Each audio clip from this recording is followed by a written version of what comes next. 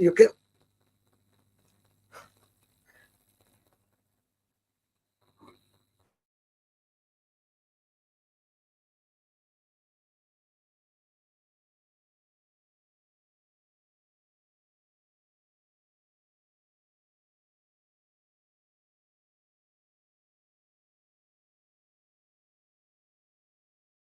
Again, viewers, and welcome to JAMA FM, our online internet radio and television, our radio vision station here at the Gateway in the Gambia, Abiding with Ministries.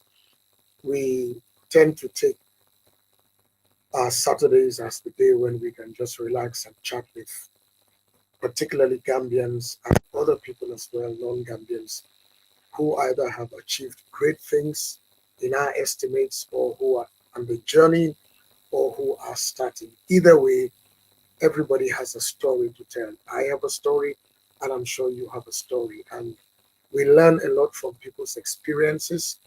They mentor us from their experiences so we don't have to go through what they went through. And I wonder when we will get to the point where people who mentor you will have rights to what might be their intellectual property or experiential property, because we glean from their experience and try to make sure our own journeys are a lot better and safer in life. As you know, our strapline for this station is shaping minds and transforming lives. And I know that there are so many things that go on around the world, and sometimes it's easy to tilt towards the negative because that sadly is what seems to make news: the defeats, the sorrows, the pains, the disgracements, etc. But the truth is that there's the other side of life where it's easy to look at life from the positive, from the half full perspective of the glass. Today I have a very dear gentleman. I want to call him a brother. I've gotten to know him for a little over 2 months, and I really, really like him. I like how calm and peaceful he is. I love his intelligence.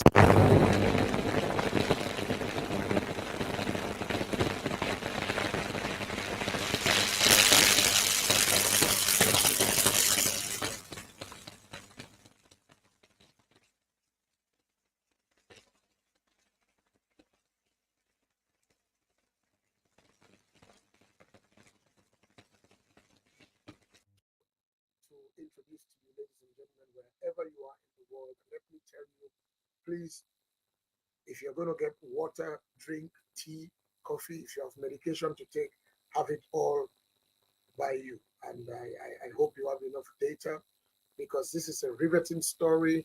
This is something that is a game-changing story for a lot of people. And I'm sure particularly young people, West African young people, Gambian young people, African young people, and parents, as well as governments, lawmakers, would be interested and would probably have to make some kind of contact and connection with this gentleman because of the things he's going to share. Ladies and gentlemen, it's my pleasure to welcome, I call him my friend, EBRIMA. EBRIMA is the MD, I should call him the CEO of HOLAREH TV and Trading. He's a very quiet gentleman, can be shy, but we are going to chat. EBRIMA, it's my pleasure to have you at JAMA FM. Thank you, Pastor. I'm honored to be here, and greetings to the viewers. And I'm so honored to have you seated here. Thank We've you. talked about this and we are here. You are right. It's So a the pleasure first to thing be I want to start with, because we are chatting, Yes. what does HOLAREH mean? I like it. I even think that it's a name I would like to give to a child or something. I just Yes. like it, HOLAREH. What does HOLAREH mean? Yes, HOLAREH. Thank you very much for that question. HOLAREH is not an English word. It's a fuller word. Okay. Yes, meaning trustworthy. Wow. Yes, HOLAREH means trustworthy. So we all know that trustworthy is something that we all need. So that's why I chose that particular name for my brands.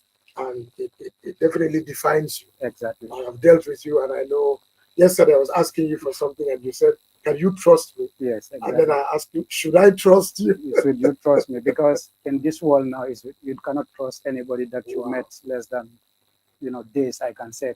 Yeah. It's not easy like that. But there's something about you that makes me know you are trustworthy. Okay. And you're also into video graphics and all these things that you do. You look like you're very multi-talented. Yes, but I'm learning. You're learning. Yes. All right. So tell us, how did you come to the Forbes Academy? You're now in segment 3. Segment 3. Exactly. All right. So you're using microphones and learning to talk on camera and Cameras. teleprompter, Exactly. and you know how to fix cables Yes. and microphones and all that. Yes. And the distance between your mic and the mouth And the and all these things we're teaching. How did you come to not TFA? beating the mic. I'm not beating the mic. Hello, 1, 2, bam. And the mic is saying this is mic abuse. I'm not covering the mouth and saying, and the mouth is saying, I can't breathe, I can't breathe. How did you come to TFA? Thank you very much. It's been a while, it's been a long time rather, since I had the advert on so many online platforms. Then I can say 2 years back, I decided to come. 2 years ago? Yes, but unfortunately, I couldn't have the things that can bring me here, the cash. Then I contacted you, we get in touch. So you told me everything. Then from there, thank God, this year, I can say 3 months back, right? Yes, I was lucky to come to TFA. I hope we didn't disappoint you. No, you didn't. You didn't. And I didn't regret coming to TFA also. Thank you, sir. Yes, before we proceed, I am encouraging everyone out there that is facing public speaking challenges to try and come to TFA. Wow. Yes. And you feel they'll be transformed. You will be transformed. You will not regret. As a matter of fact, your end of segment 2 speech was That's the public speaking. That's gone far and wide. To be honest. Wow. When I saw that, I thought, I said, that's him. Now, you came because you were facing a challenge on speaking. You were shy. Yes. Tell me a bit about your background, schooling, life. Yes, thank you so much. As a child, I grew up rather in Lamin. Then I attended Lamin Daranka Lower Basic School. Then I proceeded to Combo Kerawan Upper and Senior Secondary School. Then it wasn't a senior, but now they have senior secondary school. Okay. Then for my senior school, I did it in Banjul at Gabo Jahuma Upper and Senior Secondary School. Wow. Yes, but unfortunately, I couldn't finish the school. Okay. Yes, I stopped at grade 10 and I quit. I took on the back way. You took the back way? The back way, yes, irregular migration. There are many reasons just to search for green pasture, and the condition here, it wasn't favorable.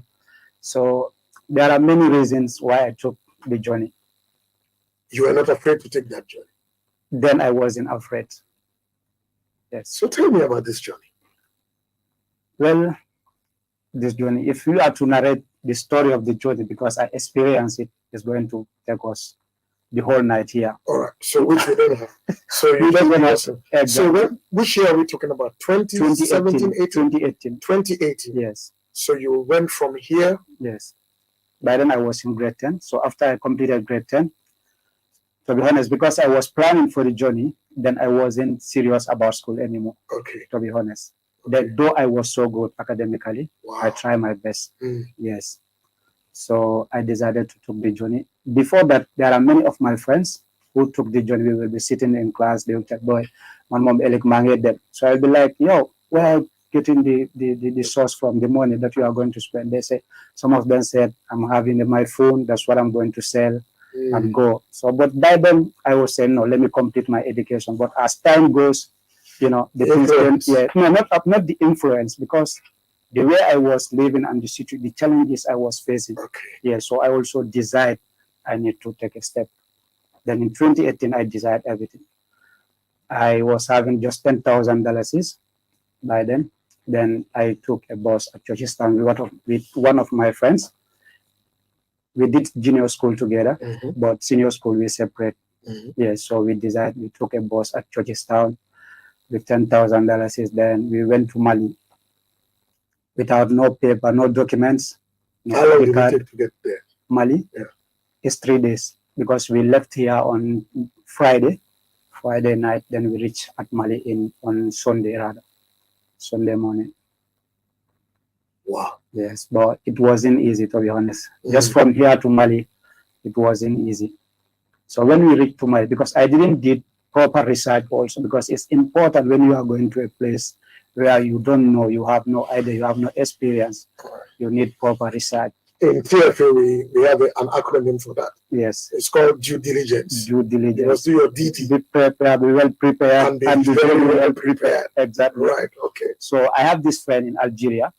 Though before I leave here, I was engaged in so many things also. I did welding and other stuff while going to school. Wow. Yes, because my dad didn't left me to myself, to be honest. Yeah, he's a very hardworking guy. Mm-hmm. So he didn't allow us to be lazy. Mm-hmm. So I was doing so many things here. Then I contacted that guy. He went to Algeria. By then we were at the same workshop, welding workshop in Lamen. Then I contacted him. I told him I want to go to Algeria also. Then he explained to me, he just told me that you just came to Bamako. When you come to Bamako, then you board a vehicle, you go to Gao. So when you reach to Gao, you will see, these drivers, they will be saying Algeria, Algeria. I was thinking it's like the Gambia, you go to Gare, Brikama, Basse, and like, so the whole, it was different. So now when we reached to Bamako, we met this guy called Bara, just at the bus station there. Mm-hmm. Then we explained to him that we want to go to Algeria. He said, okay, no problem. You see these buses that brought you from the Gambia to here. These are the buses that is going to take you to Algeria. I was so content.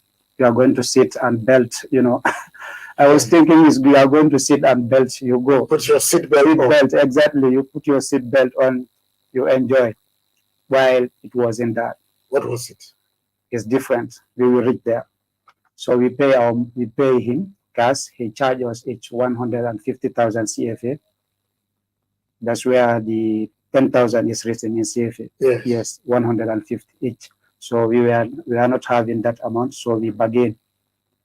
He reduced the cost for us. Then we pay there. One of my friend also paid. So we are with another guy also. That one also paid to him. So we spend the night. No, not the night. We reached there in the morning. So we were there till evening. So before that, we went to the toilet. Now, the toilet there, you need to pay. Yes, if you want to use the lavatory, you have to pay for it. Wow. Yes, so it's quite, there is a one man, different people, different toilets, different people responsible.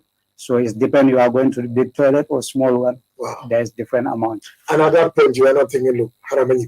No. I'm only seeing forward. Forward. Yeah, not backward. Let me take you backwards. So you left on a Friday. Yes. And now we are talking about Sunday into Monday. Sunday to Monday. What had you eaten by then? Biscuit, to be honest. Biscuit. Only biscuit? Yeah, only biscuit. And sometimes we bought cake. Yes, that's what we eaten through between here and Mali. Okay. Yeah, so when I went to the toilet to ease myself and clean up myself, then there is one old man there who is responsible for the service fee there. Then I asked him, we want to go to Gao. How long is the distance? So the dad asked me, where do you come from? I say, we are from the Gambia. He said, from here to Gao, the distance is like from here to Gambia. I was like, what? Yes, because my friend just told me that when you come to Gao, you will see, You thought it was from Serakunda to Brikama. Yes. So I was like, what? He said, yes. I said, okay. Then I cleaned myself. I came to Bara. We talked. So Bara took us, in the evening, Bara took us to the garage there.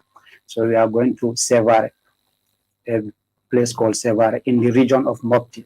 So Mopti is a region, so Sevare is in Mopti. It's one of the, yes. So he took us to the vehicle. He paid the transport, but he didn't tell us we are going to Sevare. We were thinking we are going to Gao. Wow. Yes, you understand. Then we traveled the whole night. So there also, each checkpoint, you have to pay. Yes, because for us, we pay our money to Bara. Bara didn't give us any transport. You understand?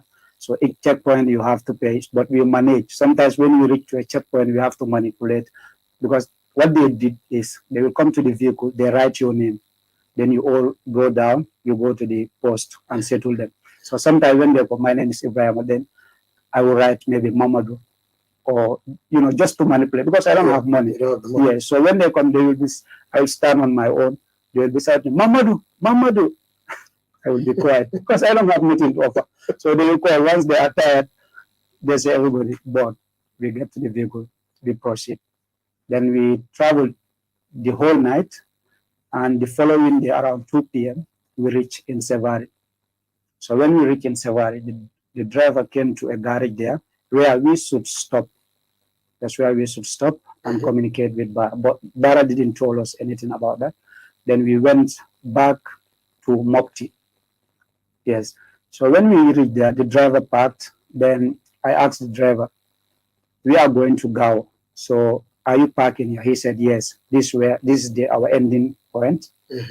So I was like, wow. Then I called Bara. So when I contacted Bara, Bara told us that then we have to board this Jakarta.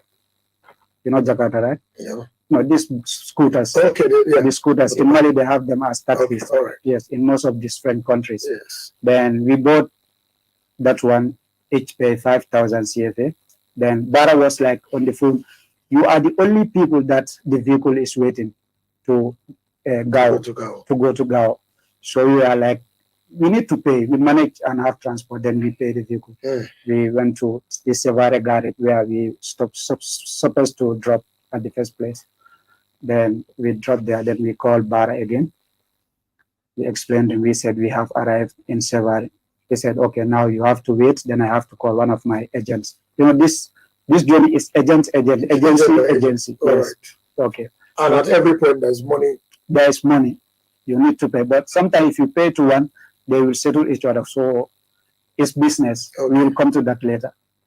So we spend, like, to cut it short, we spend there 2 weeks in that garage in Sevare. In the garage? In the garage. Where were you sleeping? On the floor. Basically, they are these Malians, they have these local mats. No, not even proper basan. These olden days basans. Oh, okay. It's made out of, I don't know whether fiber or what. Yeah. The local one. Like raffia. You know it. Yeah. Good. So that's what they will brought. You have to rent it for days and 200 CFA per night. Yes. So that's what we rent. You sleep for 2 good weeks. So sometimes to have food is a problem. Though I can say Gambia, we are lucky, to be honest.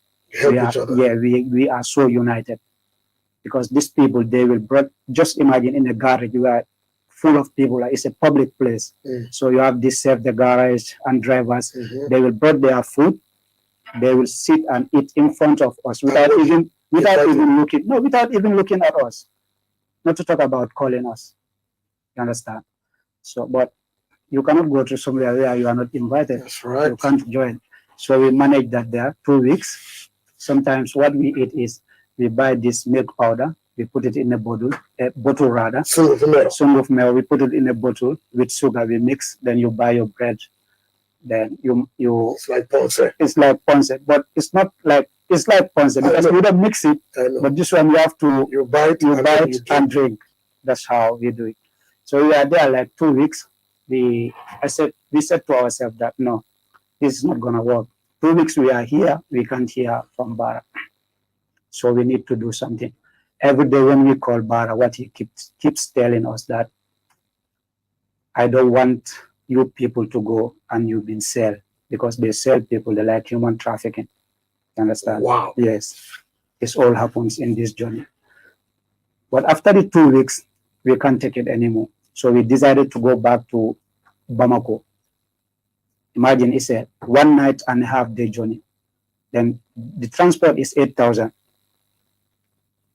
CFA. Then we managed to get that one there.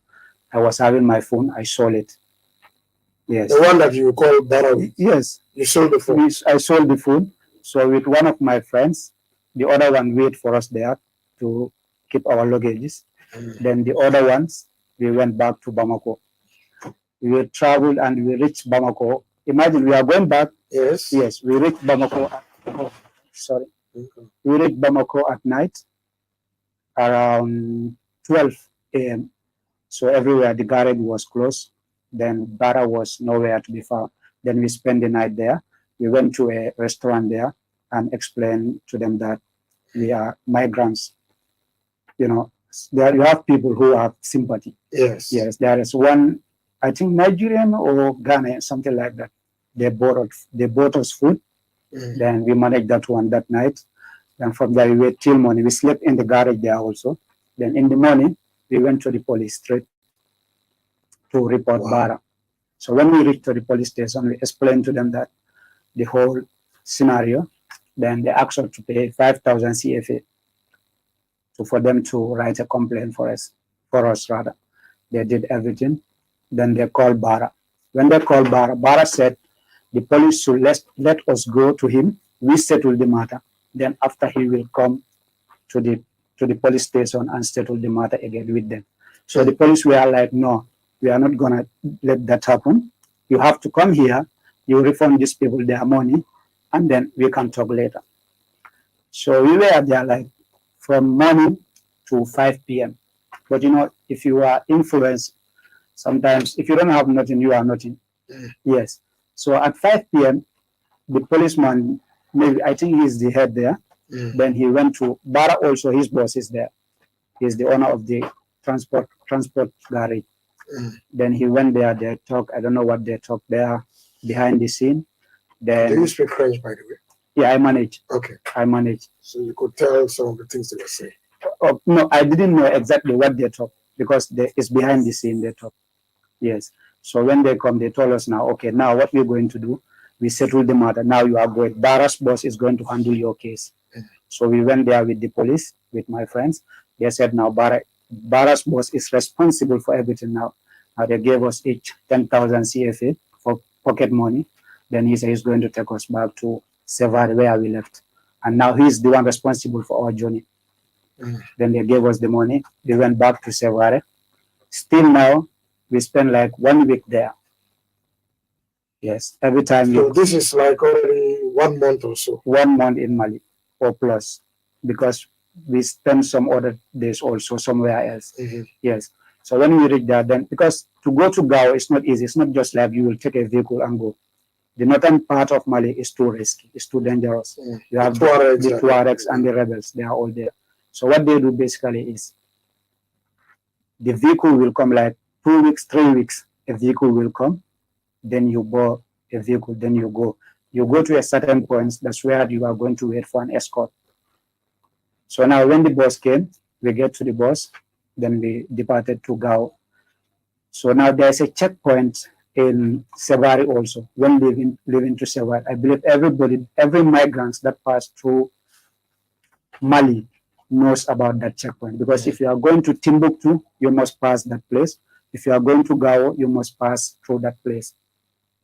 So now what they do is when you reach there, they ask you for 30,000 CFA as a migrant. You must pay. If you don't pay, you don't pass. It's either they take you, but you return where you are from, or you pay the money, you pass. Excuse me, let me have a sip, please. Wow. So you guys found 30,000 somehow? No. Where can you get the money? There's no money. So what we did is, what they do, most of the people, what they do, if you have like 5,000 or 10,000, you give the driver to the garage. You will not get into the vehicle. The drivers, what they are going to do, they have these Jakartas, this taxi, rider taxi, motor taxi. Yeah. They will put you there. They deviate you the barrage. Yes, the checkpoint. You go and wait in front. So after the vehicle will come and collect you there. But for us, we don't have to. You don't have that money to pay. So you have to pass through the checkpoint. So when we reach there, they told us that this Sunday, come down. Everybody get down. We went to the office. So they make us sat al-sigi, meaning sit down in Bambara. Al-sigi, pointing their guns. Yeah, even hitting people with guns. Militaries, policemen. I'm not talking about rebels here. I'm talking about the military. Yes, the Malian servicemen. So they started hitting us al-sigi, There was this guy from Ivory Coast. The guy started to cry. I was like, yo, my brother, you don't see nothing yet. You are just here. You can hear what these people are saying and you are crying. When you reach to a place where it's a gun to gun, I know that you will die. So we are crying. Then we managed there. For us, luckily, this guy, our agent, Bara, he has an agent also in Sevare. So he's called Per. So Per come and settle the matter. Then we continue the journey also. We traveled there like a whole day. Then at night, we reached to a place called Boni. It's all on the northern part of Mali. But their roads are so bad, to be honest. The northern part, it's like, no. So when we reach there, the 10,000 that we were given rather by the barrage boss, then we managed to eat something there. But before we came to Sevare, Bara called Per to push my friend that we left in Sevare to take care of our luggages. So I communicated. He said he want to. I said, no, you have to wait for us to come. But, you know, Bara was pressurizing him. Then he went further. So when we reached to Boni, we have our dinner there. Then the following morning, because that's where we stay, we slept there till the morning. The following day, we continued the journey also. We reached to a place called Hombori. It was very cold. A plain, like I can say, a plain desert. Yes. So we spent the night also there. The place was freezing, to be honest. And in all this, you didn't think that, look, let me go back to Lama. No. That way we are seeing forward, no backward, as I said. Wow. Yes. You have no wrapper, no nothing, just clothes. Just your clothes and your shoe. So the place was so freezing, not even good jacket to protect your body. So we waited there like 3 days, because that's where you normally wait for the escort, the military guys to come from Gao to escort you to go to Gao. So when we departed there, we spent there 3 days, but the escort was not coming. Then there is this agent we are going to in Gao called Yaya Maiga. So he sent his boys to come for us. So when they came, actually they didn't come with bus, but there was this vehicle that used to a truck that used to transport animal, cows and stuff. So the one with the very high back. Exactly, the long ones. So wow. Yes, the borders there. You get in, then we travel like 2 days. Inside that? Yes, inside that. But there are no seats? No seat. Plus there are some animals there also. Yes, that's how we manage. Then we reach to Gao. Before the entry to Gao, you pass the river Niger. Okay, let me take you back a bit. Okay, there's a lake. So you are in this truck with animals. Yes. Is the road smooth? Not smooth. The northern part is not good. Their roads is not good in Mali. So if there is a bump, what happens? We die. Yes, that's it. Because it's something that you are choosing. So you need to face anything that is coming. It's because you know all that you said you are going. So you need to be brave. So when we reach there, that's where I showed the river Niger. The Joe is in a form of lake. It's like 5 kilometers rather, just to cross the Nile. So we reached the checkpoint to entry to Gao. Then Yaya Maiga came with his vehicle and some of his boys. So we didn't pay that checkpoint because he's connected. Then he took us to his place in Gao. So when we reached there, we spent 2 days also. So the following day, he said, now we need to pay him again. This year, he said we need to pay him again so he can take us to Algeria. They were like, yo, some of us, me, I told him personally, I paid everything to Bara. So I have nothing left with me. Understand? So even for him, he pitied me somehow. He gave me day that's 2,000 CFA. I went and bought this oil bottle, 5-liter oil, gallons. Yeah, that's what I bought to put my water in. And the rest. Was it dry inside or it had oil inside? There was oil. You don't even have time to wash those things. And you put water inside? I put water inside. I bought some biscuit. And the biscuit also were expired biscuit. If you don't have money, you suffer in this world. I'm telling you. So you were eating expired biscuit? Yes, plus and water and oil. Water and oil. And then that's the list. There are another story coming. So ladies and gentlemen, I'm chatting with my friend EBRIMA Ba. This is a very riveting story, and it ends well. As you can see, we are chatting here. He is trained to be a public speaker. I'm really humbled to have this discussion with him, and I'm sure there'll be lots of good and positive engagement we can have with him, and also him being of help to other people. So we are still in Mali. We are still in Mali. You have not reached Algeria. Gao to be specific, in Gao. Wow. Yes. Okay. So continue. So now, when I bought that biscuit with my bottle, everybody bought bottle. Those who have money, they bought the clean one, they bought water. Yes. So now the vehicle that is supposed to take us to Algeria is still a truck, a mini truck. So they brought this mini truck outside, a friend of mine from Guinea, because when you are in this road, you'll be connected. Yes, you connect. So the guy told us, one of his brother in Algeria told him, basically, when they put you in this type of vehicles, you are going to be sold or you are going to be trafficked. Sold? Yes. I was like, okay, anyway, whatever the consequences is, let's take it. So before leaving Tugao, they told us that there was this attack on those days. Probably 2 days before we reached there, a bomb exploded there. So now we get to the vehicle. So before we leave, Yaya Maiga also told us we have to give him our phones. If you have cash, we give to him so that he can give it to the driver for him to keep it for us.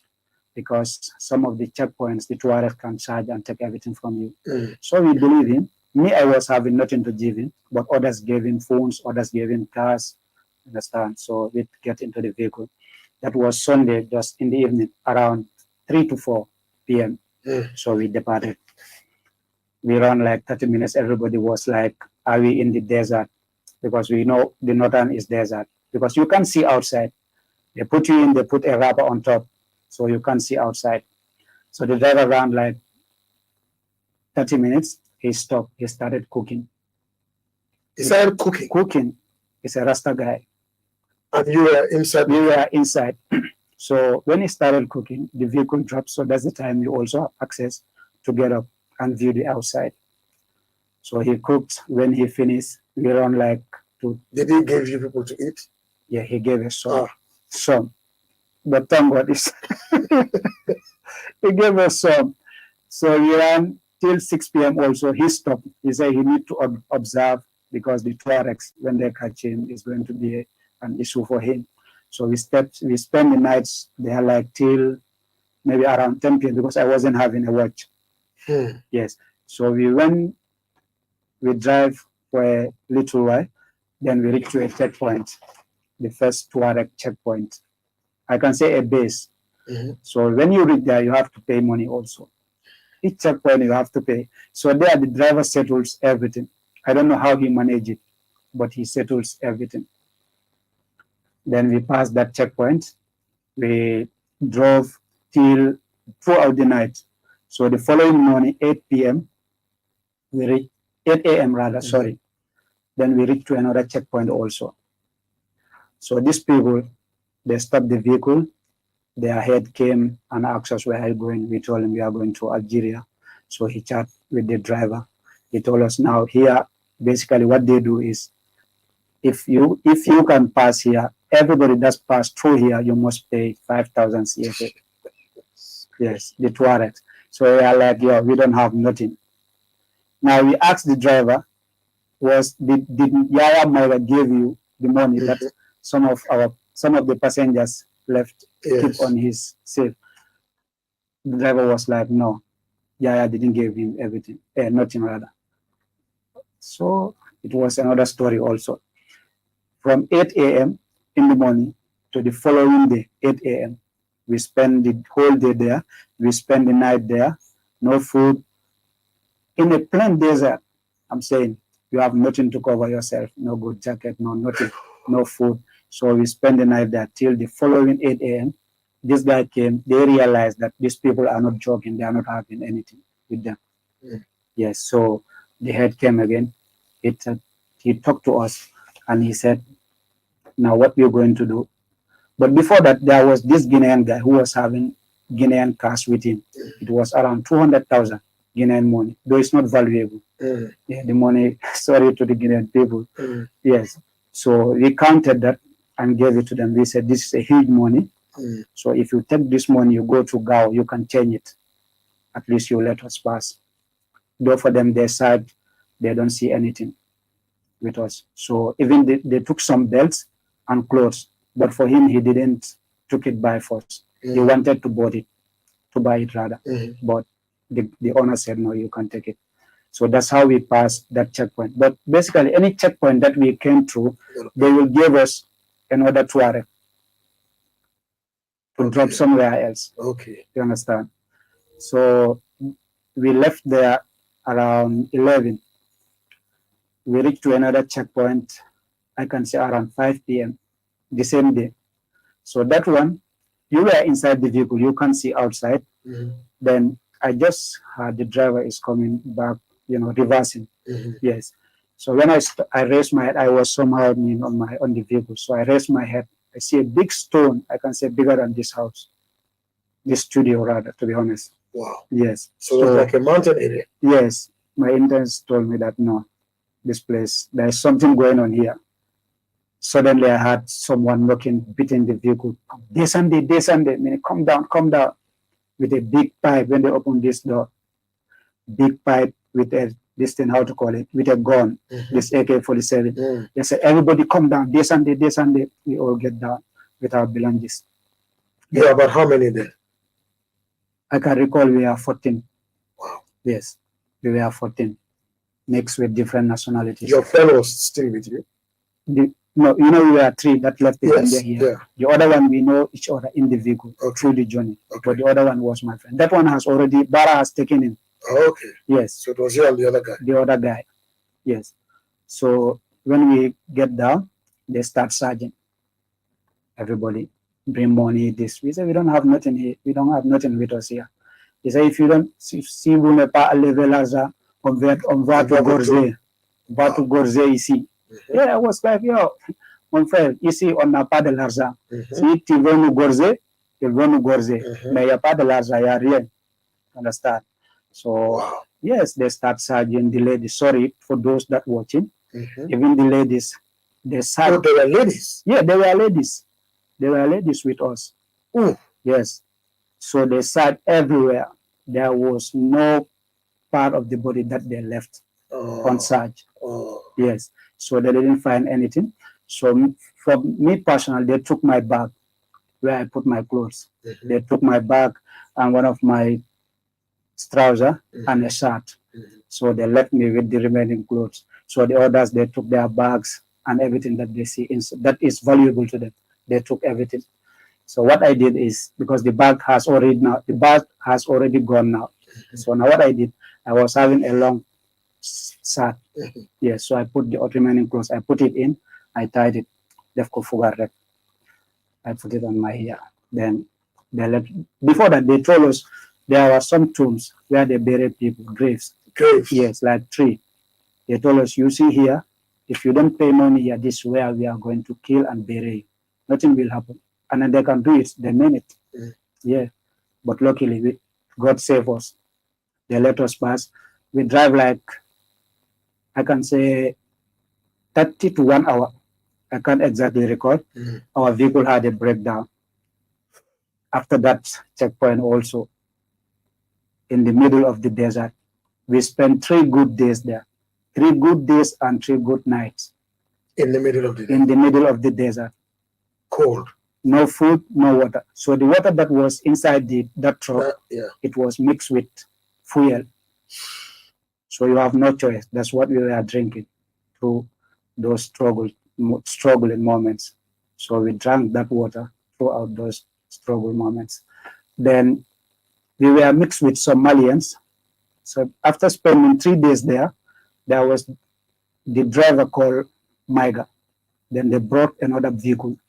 They separate us. When they separate us, I was like, why are they doing this? We are all in the same journey. Now they are taking the Malians and leaving us here.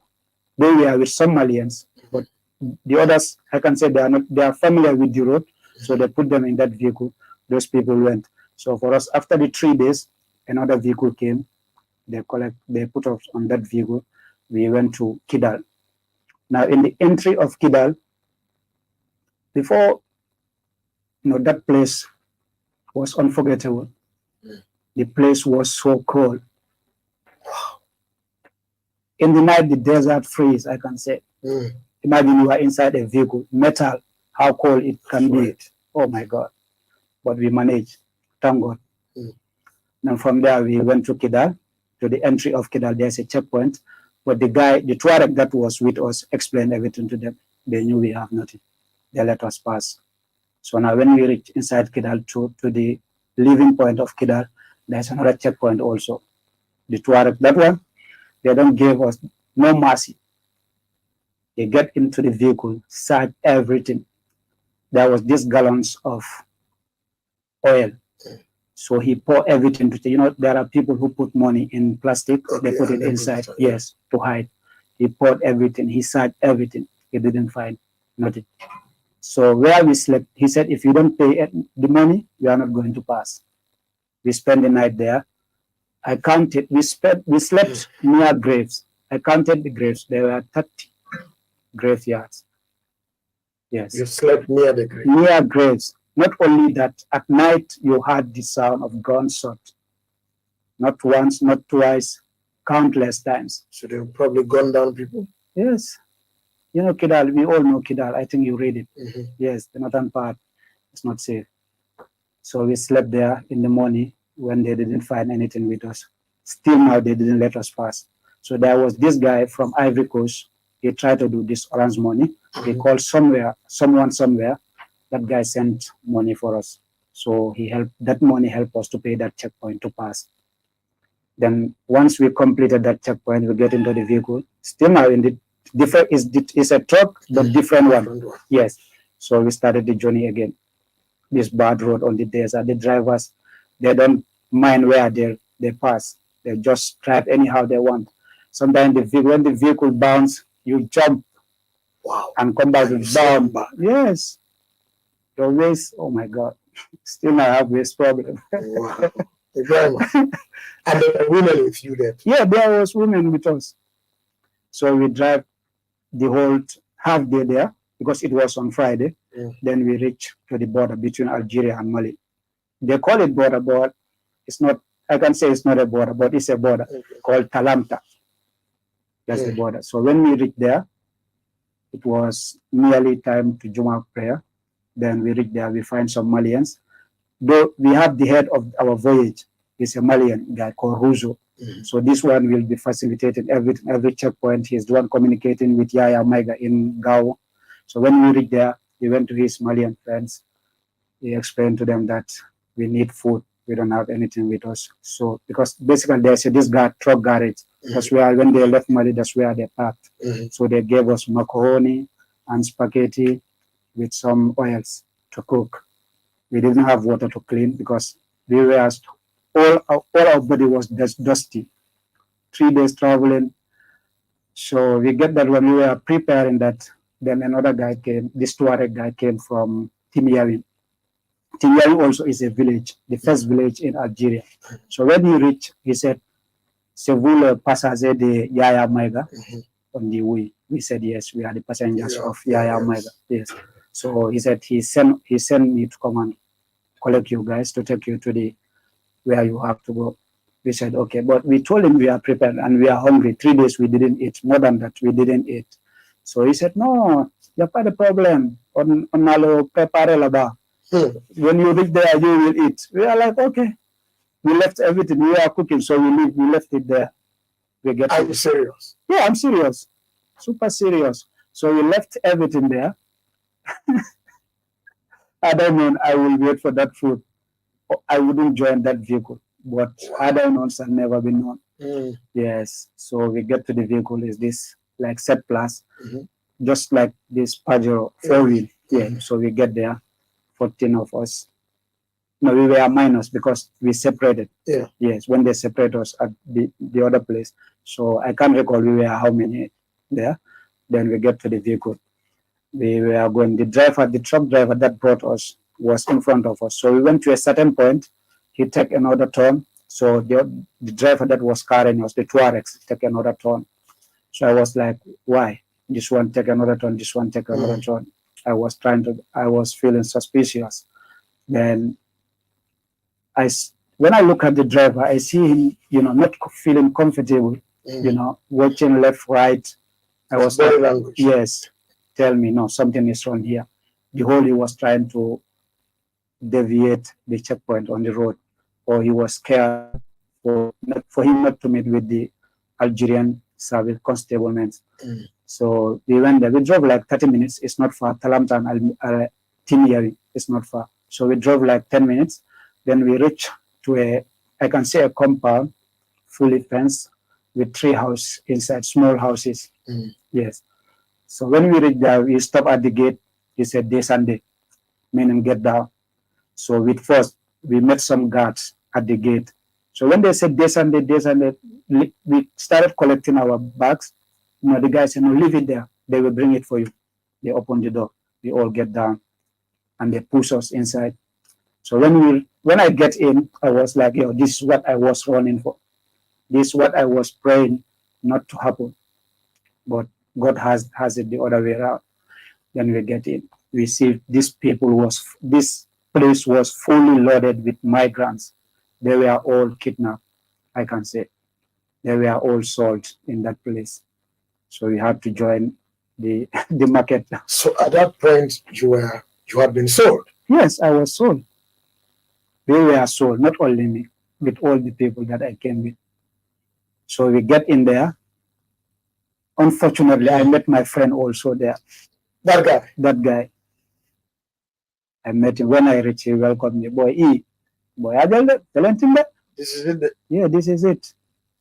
I was like, okay. They welcome us. Basically, what they do, they have a Gambian corner there.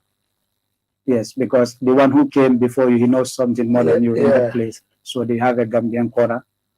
He took me there. We sat. I was like, I was so angry, but there's nothing I can do. So they gave us some food to eat on that particular day. But I didn't even eat. I was thinking of something. I'm going to search for better life. Now I'm here. Because I have already knew why I am there. So I don't know.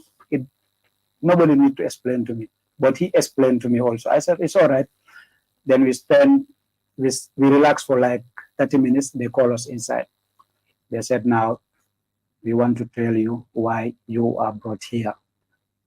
You understand? They told us that. So now you have to pay money. Each one of you have to pay your families back home and tell them that you have been kidnapped.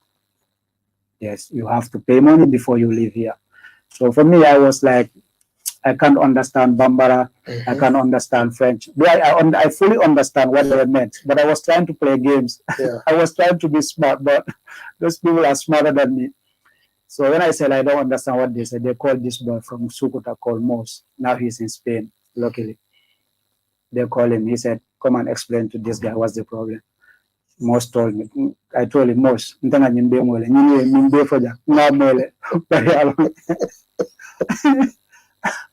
said, okay. You're very lucky those guys didn't speak Maniga. You come by now. To be honest. So after that, I told Mos, boy, tell these people that I don't have that. I don't have mom. I don't have siblings. I'm alone. I don't have no one to support me here. So Mos explained to them, and they said, we have bunches of those people, those type of people here. It doesn't matter whether you are fatherless or motherless or you have nothing, you must pay. I said, okay. On that night, I didn't make call because on that very day, they gave you the phone to call your people. You need to call by force. So they'll give you a phone? They give you a phone. These people, they have international line and local lines. Yes. Even if you want to call China, you can call America. It's a syndicate. Yes. Then they gave some of my people that I came with, they made the call. So for me, I didn't do the call. But when we came, that Ivorian man, who was facilitating our transport to pay the checkpoints. So that man was so angry. He was complaining that his phone, his money, and still now they brought him there. They asked him to pay extra money. So they started having misunderstanding. So they left us till tomorrow. They said now call. I was sitting behind. So the first one made the call. The second one now, the Ivorian. The Ivorian refused to make the call. Then they hold this man, but they beat him to death, to be honest. He was really tortured. He died? No, he didn't die, but it's so scary. They beat this man. I feel sad on that day. Now, for me, who said I don't have nobody to call, when I saw that, I said, give me the phone. Yes. You see that I see that still have been got to say, no, I don't have that. No, I just made the call. There is only you to make the call. They heard you are speaking with someone. For that day, it's okay. Then I made the call. They had it. So now every day, every morning, every evening, you will make call until your money came. Your money comes. When your money comes, you can stop making the calls, and there is a way they can let you go. So I spent 3 weeks there. Yes, because the new year met me there, 2019. Wow. Yes, 2019 new year met me there. So luckily, me and my friend, we were lucky. Though our money didn't complete, but we were lucky. They included us to others whose money was completed. Then basically, when you pay there, they will take you to a place called Borso. Every migrants that pass through Algeria rather knows that place also. So they will take you to Borso. But in that itinerary, if you don't pay, you will not come out, no matter what. No matter what. Even if you are sick, unless you are dead, they just go and throw you at the desert, but you will not come out without paying. And to my surprise also, this Algerian military came there. Yes, I witnessed that. They came and counted us without doing no effort to release us. So when I asked that, wow. Yes, the guy came with he's a head. He has a high rank. He came there. Yes, with his subordinate. So they counted us. When they left, I asked my friend, why this military guy came here without doing anything? They told him, he told me that they work together. They have a share. That's why they don't do nothing. Even when they are beating, it's a village. It's surrounded by some houses and compounds. When they are beating you, the surrounding just heard everything. They heard the noise when you are crying, everything. Though they separate you, women's apart, men's apart. Yes. So when we pay, we went to Borso. They took us to Borso. So between Timiari and Borso is 150 kilometers. Yes. So when we reached Borso, they took us to another place. But we were scared of these places because we know what we passed through there. So we don't want that to be repeated also. So when they took us there, they said, now they put us in a small house. They say it's cold. Now we are going to sleep here. We are going to lock the door. Who's going to listen to that? Fully minded person. Are you going to believe that? I said, no, I can't stay here. You know, we came out that night looking for a safe. I can say more than 3 hours they were searching. Anywhere we go, we just met with migrants, Malians, different. They told us, I am an agent, so you need to come here. You stay. When you have the money, we can push you forward. They said no. So luckily, we went to a place. When we knocked, some boys came out. They are also migrants. Then we communicate with them. So they asked us to come in. But we are still somehow skeptical. We were afraid. So luckily, I had a baby crying in. Then I feel somehow ease. Okay. Yes, we went in. So when we went in, we find, I think, some Guineans and Ivorians. So we explained to them. They understand because they passed through there also. They know how it feels. So we were so hungry. So look, they took us to a nearby restaurant. By then we are not thinking about cleaning ourselves. We are thinking about how to fill our stomach. So they take us to a nearby restaurant. They buy food. They bought food for us. Then we ate and we come back. And we are really grateful to those men also. Wow. Yes, I can't forget that. On that day, no, they really saved us. So we spent like 1 month there. Though we are not paying there. With this, the agent is from the other one is from Mali. They call him Vieper. But the other one is called Mohammed from Guinea-Bissau. So they were two managing the foyer or the ghetto. So we spent like 3 months, one month there.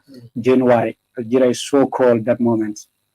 So cold. Algeria, when it is hot, it's hot. But when it's cold, also it's cold. So what we do is every morning, 6 p.m., you will wake up. You go to a place called Chad. Is basically where the migrants gather and look for work. When you reach there, you will see more than 1,000 migrants looking for work. You understand? So if you see me, I was darker than charcoal, to be honest. Wow. The environment, you have no, oh my God. But as a man, you have to be ready to everything. Yes. So when you reach there to the chat also, the driver will come looking, these people, these Algerians who came to look for workers. You will see the driver there coming. He will raise his hand like he need 2 people. And everybody will rush. Oh my God. Before he reach the place, more than 20 people is inside the truck. Wow. Yes. When he said this and day, nobody do. So sometimes what he do, like the way they pour the sand. So that's you press the button. Oh, you see, yes. I don't know how it is called. So you see the people coming down one by one. Yes. So the lucky ones will stay there. Maybe 2 or 3 people. Then you go and work with him. So the work also is like unloading sand or loading block, loading and offloading, or cement, like 1 ton of cement, loading and offloading. They pay you Trouasa, Algerian dinar. Algeria, they use dinar. So they pay you Trouasa. Now the ton is 20 bucks. You will go and pack it because you cannot go with 2 people. You go alone. You load it and you offload it. Then you paid it that.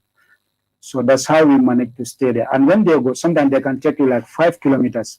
When you go, you do the work, they will leave you there. You have to walk and come back. Walk 5 kilometers. Yes, you come back in Borso. There was a day that we were lucky to have this work by the marine, no, the customs, the custom officers. So they came to the chat looking for workers. They were having this many trucks. I forgot the number. So it was filled with these barrels of fuels. It was seized maybe by the Algerians, by this fraud. So now we have to offload the barrels. I'm talking about barrels of oils. Fuel. Like this barigo. This barigo, fuel, yes. So you need to offload it. Then you need to load it somewhere else. They brought this machine. You will open it. Then you pour it there. The machine will put it inside the truck. This truck. Fuel truck. Okay, so we did that one like from 8 to 12. 8 to 12 for 1,000 dinar. Yes. What is that in dollars? By then it was $400. $400. Yes. So imagine a barrel can fall on you. Anything can happen. But you need to take the risks because you need. So to cut it short, I spent 1 month there. Then the people that I came with, we were separated now. So I have other new friends. So those people also will stay like the whole month there, but they have the money to proceed somewhere else. So me also, my money wasn't complete. Then I talked to the agent, but he didn't agree. Then I have to stay for extra some days. Then I work. When my money completed, I pay to him. Then he took us. When you left Borso, you are going to Regen. Borso to Regen is 600 kilometers, if I can fully recall. Oh. Yes. But now from Borso to Regen, it's not this truck. They don't bring truck. They just bring these 4 wheels. They remove the back seat, the 2 seats, and they left the drivers and the 2 front seats. So what we'll do, you will sit, you open your leg, someone come and sit open his leg. Yes, that's how they're parking. Like sardine. Like sardine, or more than sardine. Because imagine that small vehicle, 20 people. Yes, they managed to park 20 people in that vehicle. Then you took the journey, 600 kilometers. It's not that you are taking the road. The drivers, they use the desert. Because Algeria, they has this law that if you are caught with 10 migrants, 10 years in prison. 5 migrants, 5 years in prison. So they will be deviating the checkpoint. They know the checkpoint. And then they will turn off their lights also. Yes, because the desert, even if you are 20 kilometers, you can see light. So they will turn off the light until they pass the checkpoint. So we reached to Regen. Excuse me. Before we reached to Regen, we had a breakdown. I think 2 breakdowns. So the last one was, we were near to Regen. It was around 4 a.m.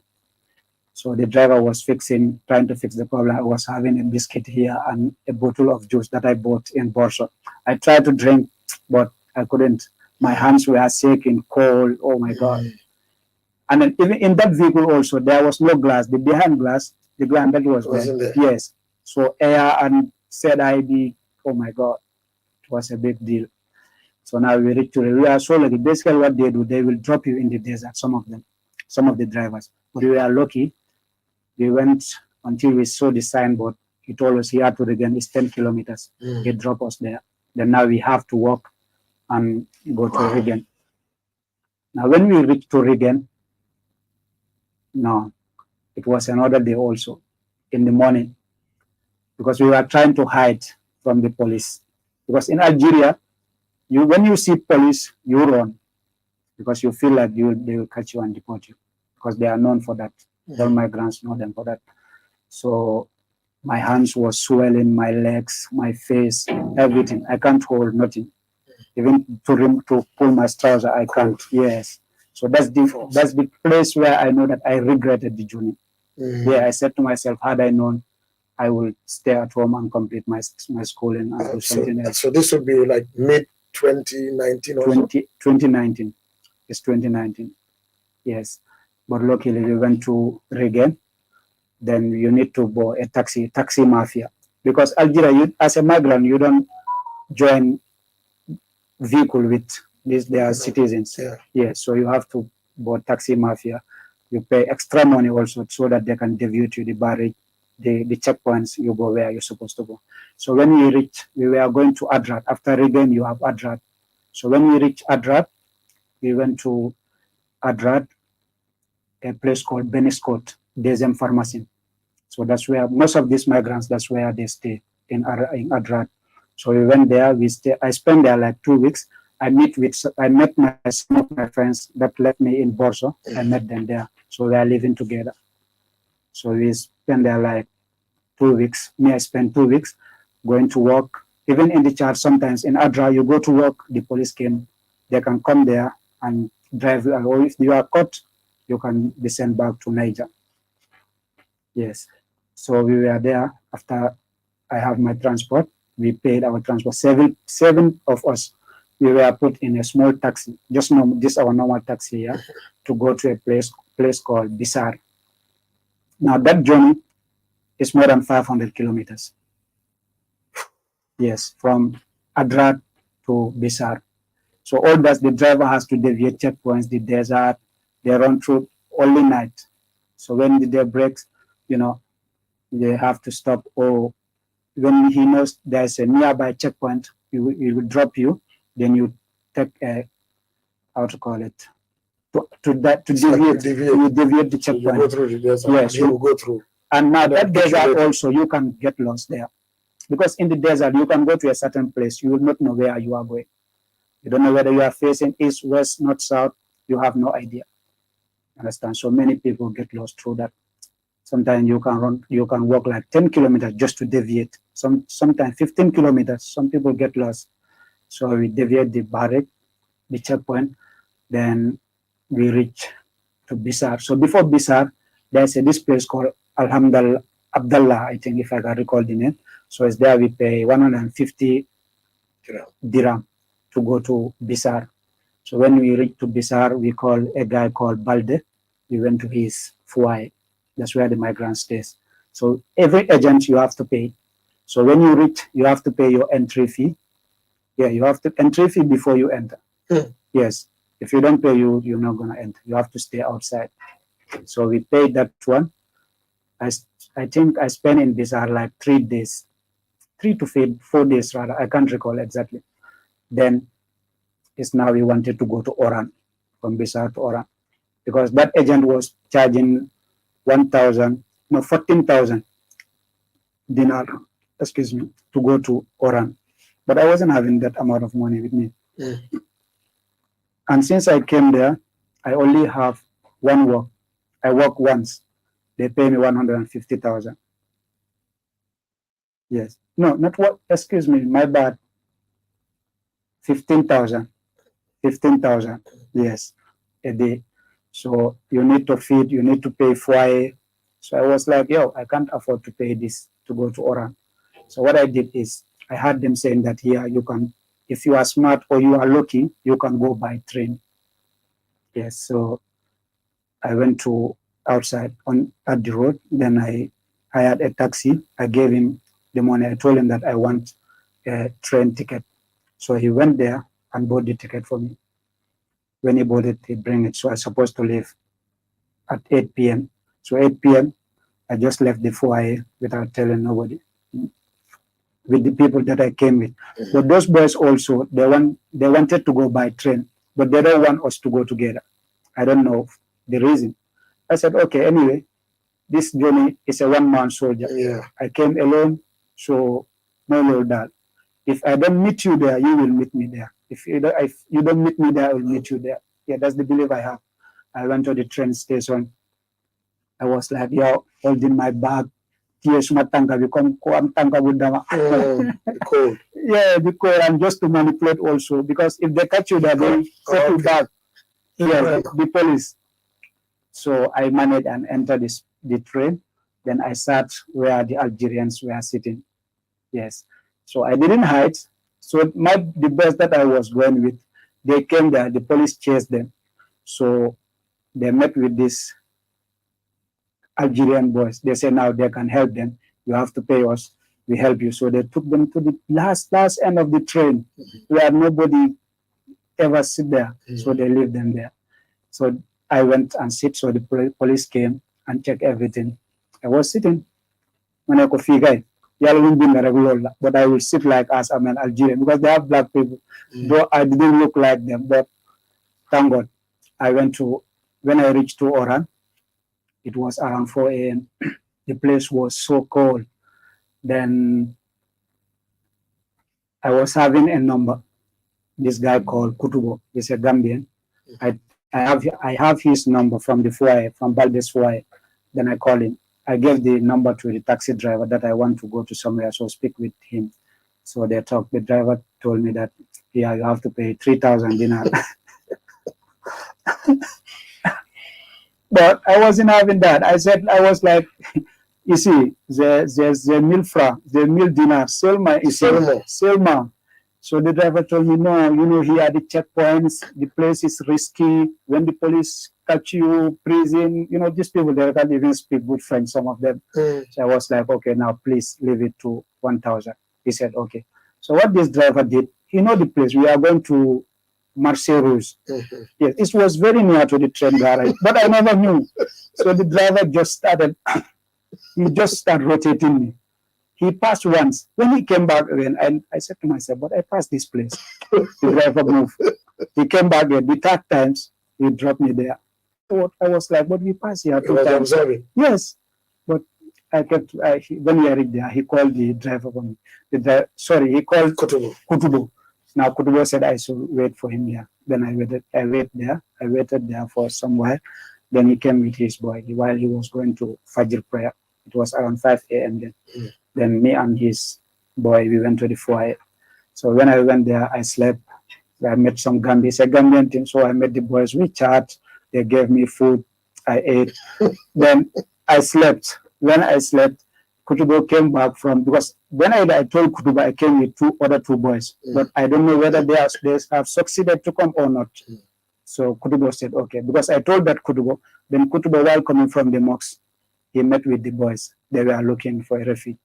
So Kutubo asked them, do you come with EBRIMA? They said yes. So when they came to the foyer, Kutubo knocked and called me. I came out. He said, do you know this way? I said, yes, we came together. You see life. And they didn't want us to go together. But that's life. Everybody, what you do is for yourself. Yeah, that's life. So they came in. They were there. There also you have to pay. It's not about just Gambian thing that you have to pay. So you do wow. Wow. Yes. So we paid. The boys also paid. So the other boy was from Sierra Leone. The other one from Guinea-Bissau. So the one from Sierra Leone, his brother was having a link in Algeria there. So he called someone who is working in the Sandias there where they built this country, where they were constructing out buildings. I can say yes, buildings. So the boy went there. We went there together looking for work. So we came back in the evening to Kutubo's fire. We told Kutubo that we have work at the Sandias because they call it Sandias. So every migrants, if you came there, mostly that's where you go and work. Yes. So we took our belongings. We went there in the Santia there. So there is like you will work 1 month, they don't pay you. The following month, they pay you. Yes. You work 2 months, they pay you 1 month. They say the other one is maybe for guarantee or for security. Yes, exactly. So for me, I spent like 3 because I wasn't used when I was in the Gambia. I wasn't used to this 1 month work. Man wow.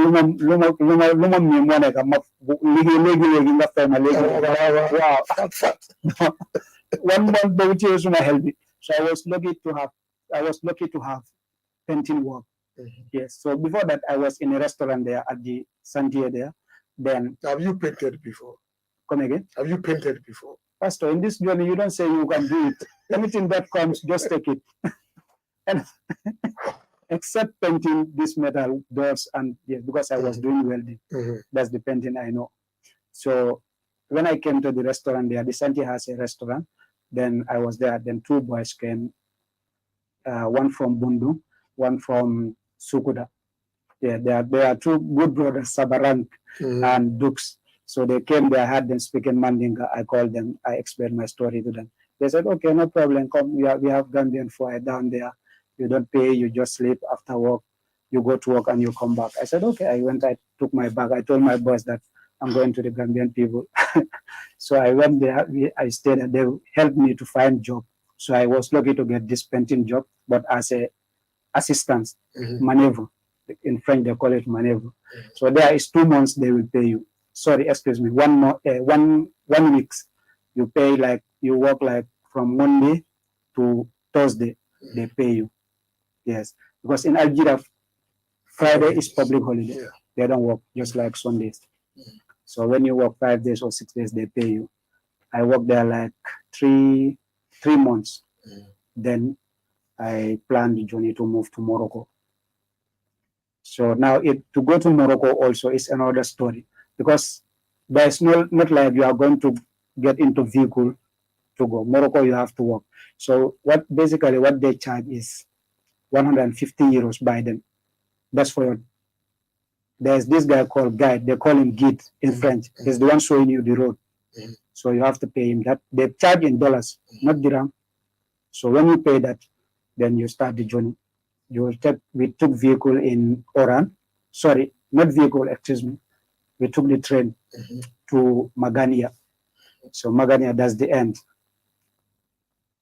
For us, we didn't reach Magania. We stopped at Mamesala. Not Mamesala, the player. This is a name of a town in Algeria or village. So we dropped there. We started the journey now. Walk by walk. We have to trek. Then we spend the first night, we spent it in Mamesala there, hiding in the bush. Then the following day, he called a taxi just the same night, but around 3 p.m., just to try and pass us the barrage, the checkpoints, because he boarded like 3 people in the vehicle or 2, because they don't want the police to suspect. Then we'll go to another place. So when we pass the checkpoint, that's just a mountain, not desert, because between Algeria and Morocco is mountain, not desert. Yes, so it's fully mountain with forest, with lot of trees. So what these people they do also, if you are caught there also is a problem. So the first day we spend the day inside the bush, because you only walk through nights. Yes, you will be hiding inside the bush until 6 or 7, when everywhere is somehow dark. Then you begin your journey without food, without water. Then we started walking, climbing mountains. TL Bagdasa sometimes Mudama. Satangay Mabuga road sa Latewat Beneng. Yeah. So that's how we did it. We walked there like till 4 a.m. Then we relax. The guide will tell you to relax. Then you relax there. That one also is another thing, because it was very cool on top of the mountains. No, you are not there to light. You are not there to light fire. Even your mobiles, before you take off, you have to remove the SIM card, remove the battery, everything. Yes. So to cut it short, we spent 3 days rather, to walk to Morocco. No vehicle, you have to walk. So the final entry point to Morocco, when we left, now we finished the Algerian territory. Now we are inside Morocco. There's they dig a big hole there, big one. So you have to walk on the edge, on top. Oh, yes, on top the edge. So if the military people are down there with their torchlights, with their dogs, everything, cameras. So now when the camera turns and point at you, you have to go down, you hide. So when the camera faces the other side, you start walk, you continue your journey. So we are lucky, we try and pass there. Now we reach Morocco. So when we reach Morocco, the gate told. Now there also, you have to be, if you are caught by the policeman, when you separate there, the gate knows the road. So you don't know where to go. Most of people lost their life there. May God have mercy on their souls. Yeah. So you can fall. You can fall on the mountains. It's a big mountains I'm talking about. Yes. So when we reach there, we enter Morocco. Then the guide brought a vehicle. He called the vehicle because he have an agent also in Morocco. So the first city in Morocco when you left Algeria is called Oujda. Yeah. It's I can't say it's city, so beautiful. So when we reached there, we went to a foyer also. So that one, they are not charging you also in dinar or dirham. They charge you in dollars, $50, 50 euro rather. You have to pay, even if just to enter and come out, you have to pay 50 euro. Yes, in those foyers also. So you have to pay. But for us, so luckily, I was with one Gambian brother called Ozil. Then with this guy, the gate, that boy was familiar to the gate. We were able to pay, like, I think we paid 3,000 dinar Algerian money. So they let us in. We clean ourselves. For me, I was having no clothes because I wasn't bothered to buy clothes. What I'm thinking is to reach Morocco. So when I reached there, I was dirty, you know, my shoes, I came with slippers. Imagine that mountain, climbing mountains with slippers. I only wore my socks and the slippers. Yes. So when we reached there, the agent told me that with this one, you cannot go to the bus. So you need to look for an alternative to find some clothes. So I was having some money left with me. I think it's 500. So I gave him 200. He went to the market. He bought shoes, Fukajai, and shoe for me. I still have the picture with me, my first picture in Morocco. Wow. Yes. So he brought this. Not even worse. I just wear it like that. I wore it like that. We went to the bus station, clean. Then he bought a ticket for us. Now we are heading to Rabat. Because when you left Oujda, you are going to Rabat. So this is like, what's the end of 2019 or so? Still in 2019. So you've done like 1 year, 6, 7, 8 months. Yeah, 1 year plus. Yes. So now when we reach Rabat, I call my boy, that boy whom I was leaving, because he went to Morocco before me, because he was having the support. Basically, if you have the support, your journey can be fast to reach Morocco.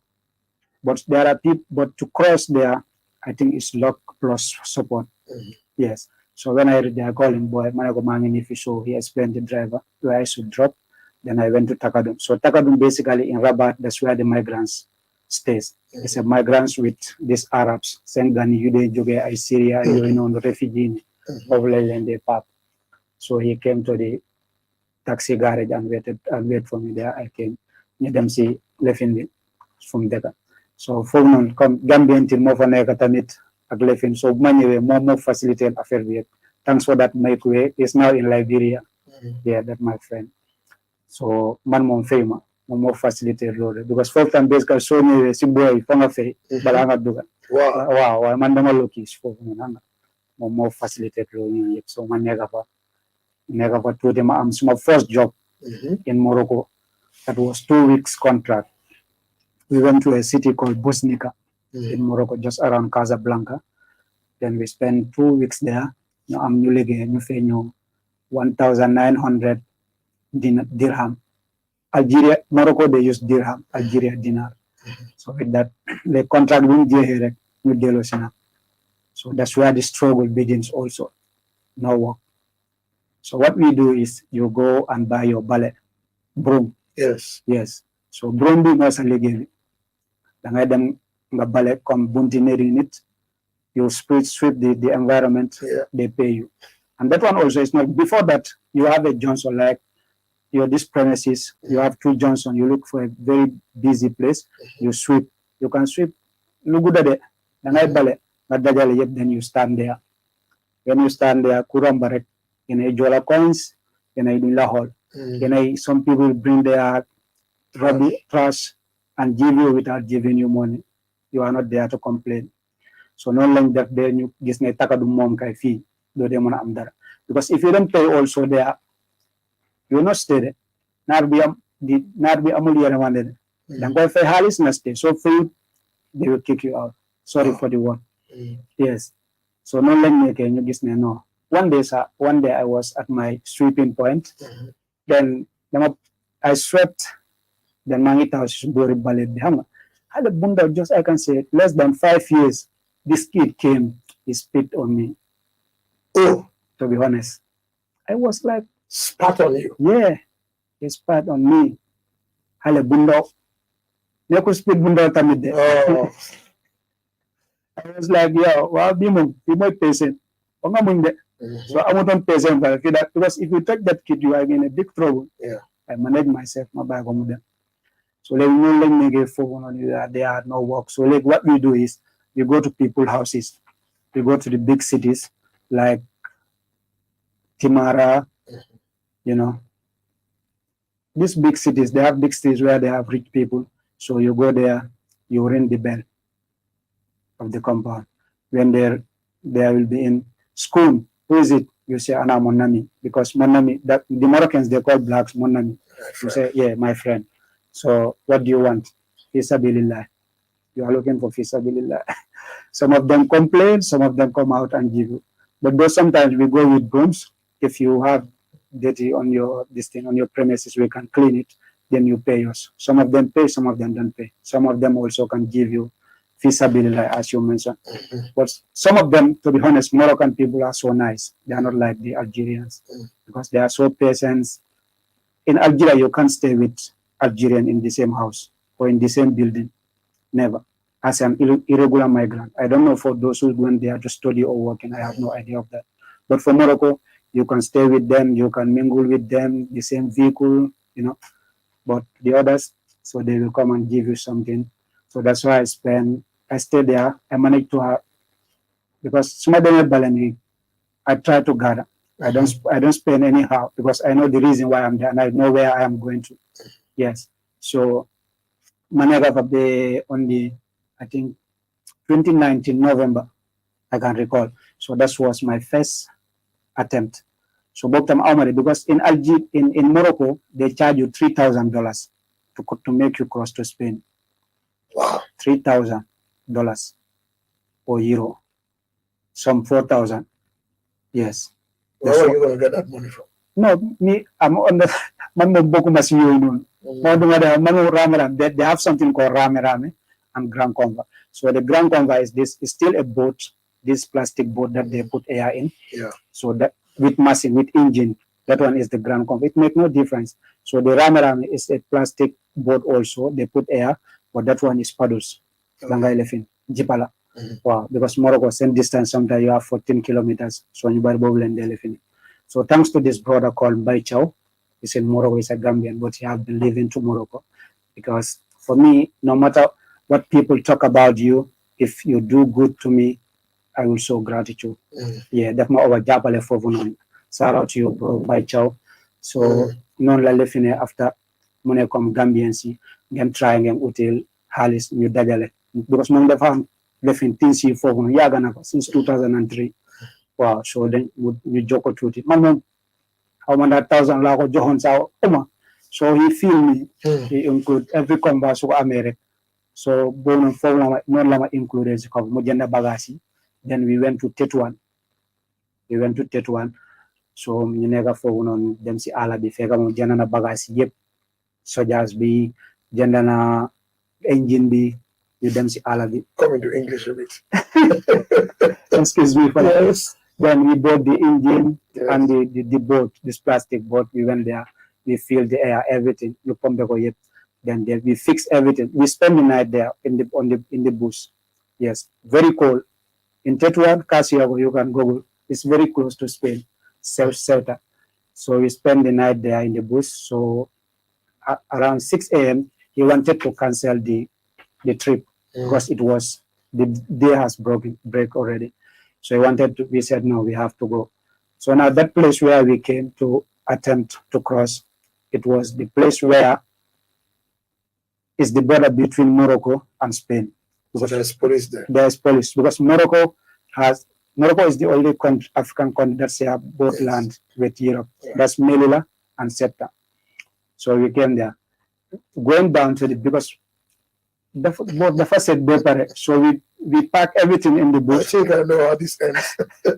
We pack everything in the bush. TSU soldiers carried the boat with the engine with 2 gallons of fuels inside. So you carry yes. No, to come to the water. Before it, because you hide in the bush. Yes. So now you have to carry it to come to the water, to the sea. So now being here from the cross, vehicles we are passing, people we are going to market, work. So we are like, he can here just is going or not going back. It's forward, no backward. So when there are steps going down to the beach, but we never knew. So when we came there, whole leaf, TL bile, so the boat fall down. Oh no. Yes, the boat fell down. So the engine has an issue there. The boat also has an issue. So when we came, still now we try to struggle. Others in the we place the boat in the water. So the boys start throwing themselves. So unfortunately, there was a police base there. We never knew. We never knew. So the boys were throwing themselves. The captain, a good brother, he also is now in Spain, called Todd. Yeah. So he was trying to start the engine be bang. But be the Fabona. I was behind holding the boat because no, we couldn't push. The water was pushing the boat, so I was behind holding the boat. Then, gosh, Bumbula, we call them Bumbula, the Royal Gendarmerie. Yes. We call them Bum. They come, hey, Monani Arwa, come this way, don't go, where are you going? They start throwing stone, they hit me here on my hand. Wow. So I was like, the boat be the Fabona. So I told the captain, we cannot move. So we have to surrender. It's punctured. It's punctured. So we have to surrender. We surrendered. We came out on shore with the soldiers. So these people started beating us. Oh, they really maltreated us there. It happened around 6 a.m. rather. Then they made us to start inside the sea. That's where we sat. You never for I bore 9. You gain and you for fair not be tang accept that. I really regretted that they also. So these people, what they do, they're having guns. So they put something there, they are punching us with that. Violent. Yes. So one of my friends, then gun finished a year and the man moves my back and the blood. Oh, everything was chaos on that day. So after that, you really Kyle and talk finish. Because I'm not come back into English. Okay, so we moved from the sea. You sit down. Yes, they smelled outside somewhere. They took our phones. Yes, the police, they took our phones. If you have money, they took everything. Then we stayed there like till 10 a.m. They called their heads. They came, so they take picture of everything. They explained, and then they took us to the station. So when we reach to the station, basically what they do, they will fingerprint you, screen you, everything. Now, Moroccans, I think they have this agreement with the EU that every migrant, there's a certain amount of money they pay the Moroccans when they catch 8 migrants. Yes, they have that agreement. I don't know whether it's official or not, but the agreement is there. So what they do, they will fingerprint you, they ask you your country of origin, your name, all these fingers, they just fingerprint with red. Everything, they send it to them. Then what they do, they will take you to another city. Because first we were caught in, what's the name again? Tetuan. We were caught in Tetuan, Casiago area. So they took us to a place in the northern area. It's called Safi. So we drove throughout the night. At around 6 a.m., we reached to Safi. Then they drop us in the garage there. What they do, when they drop, they will take you inside the garage and drop you, the military people, they drop it. Now you have to struggle to go back if you are not lucky to be deported. Then when you reach there, You start. So I'm Halis, they start delivering. Yeah, I'm for I'm a pass. No more. They just drop it there, they leave. Then so luckily some of us were able to hide some money. So for volunteer, we paid transport. We came back to Rabat. Yes. So now when try again. To start fresh, this is not even trying, to start fresh, because you have spent everything you have. Then we started again. I started the same thing. Baladi fi sabilillah. When you go, if you don't succeed ringing people bells, Yeah. you go to the highway. You raise your hand like this. Fi sabilillah, ya pa manze. Yes, we do that. Ya pa manze. Sometimes you go to this thing. Some pubeli ni come just been if you take the one of them, you start around pubel, ballet, like this what people do here. Yeah, ballet. They come out, they give you ballet, they give you coins. That's how. So Nolan started and fresh until October 2020. Because those days was 2019 was the COVID. So there was no work. So but still now we manage. They were issuing permit, the Moroccans were issuing permit. Like you can go to work from morning to 6 p.m. if you have that permit. Yes. So after that, there is a state of emergency. Nobody goes out. They will be rounding. So you've reached 2 years now, almost. Yes, almost 2 years. So no Lanegebe in 2020, October. I think it's October. Around September, between September and October. No, it's October, I can't remember. I think it's October 10. So no line try what a chance to me. We try another chance to cross. With the same guy, by Chow. Yeah, enough respect, bro. He really helped me a lot because let them move no matter what. Okay. Yeah, book of father. Yeah. So the same petrol tank, the same engine, the same rubber dinghy. The same rubber, but this time he bought a new boat also. Yeah, boat, new engine, everything new. So you done at Tituan, the same different location, but the same base. You stay for like 2 weeks. The nail was making So until the right day come, get them the try chance. So in the night we went to the seaside, because there before you go there, you remove your belt if you have ring, everything that is nail, that is iron or metal. Thank you. Everything that is metal, you remove it. So the flow on them pump so just be so when go pump the pare white after be never yahuda come back into English. Everything was spoiled, so we didn't make it to that day. So we have to lose the boat because it was filled with oil. So we lose it, we park it somewhere. We spend the whole day there and the night till 2:12 midnight. So we fill everything with air also. Just nearly see we carry it. So we need to dive to know, because the Moroccans, they secure their water. Everywhere is secured. Every bit is secure. It's very hard for you to able to cross or to go near seaside to try to cross to Spain. So we went there. There was this policeman on duty there. So we saw him with torchlights, but we waited until he went far. Then we carried the boat, we run to the sea. So before we come back, he saw us, because when you are running, you had the noise. You had the noise. So before he turns back, we were inside the sea. Unfortunately, we were with a pregnant woman, a woman that was expecting, to be honest, with his husband. Yes, but you cannot wait for nobody. There is a one-man soldier. Everybody for yourself.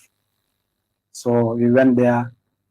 You get into the water. Everybody we are using this thing before the captain start the engine. This one with different captain, different crew. Yeah. Yes. These people are from Senegal, the captain. Then we start. Then the guy on the shore, the policeman, he contacted the Marines inside. So we ran like 30 minutes inside sea, because it wasn't far. We were targeting Septa. Yes. So it wasn't far. So we were inside the sea like 30 minutes. Then I have no idea where this Marine came from. They appeared. People with their horns. Manami arwa arwa. So when you had that, you know that these people are not rescuing from Spain. Yeah. You know, this one is the Moroccans. They are saying, come here, stop. So we were like, here is do or die. Do or die. Yes, no stop. We tell the captain, just continue going. So he will, what the Marine will do, he will go and cut us and start in front of us. So when we turn, going back to Morocco, he stopped. And when, before he, because it's a big boat, before he can turn, we continue the journey also. Yes, it's like cat and mouse. Cat and mouse. Rita wante, more than 2 hours. I'm telling you, 2 hours. I'm telling you, without life jacket.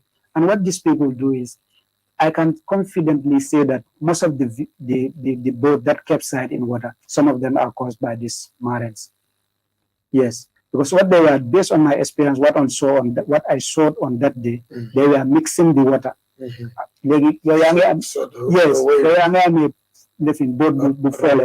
they were mixing bobby. Among life jacket, you don't think of that. They were throwing all sort of things, sap items, to puncture it. So, they know, but be done. They will go, who will know? Only God. So, no longer one they call escort. The escort came.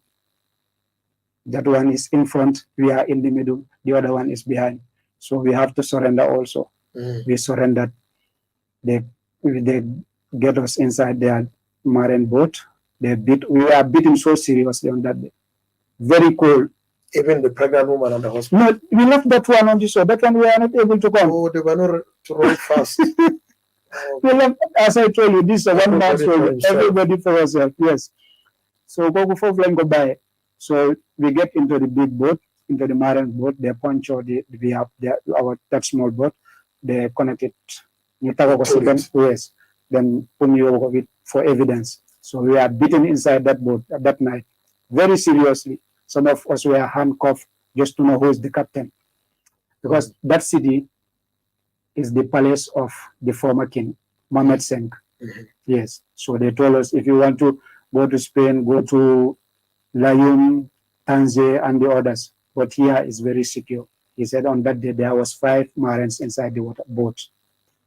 Yes. So we are beaten seriously. Then we are taken to prison. They separate us. They separated us, others different prison, for us this different prison.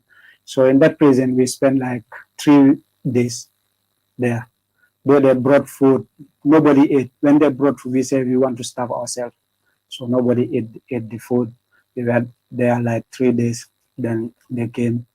They said they released us. They didn't release us. That we leave the prison.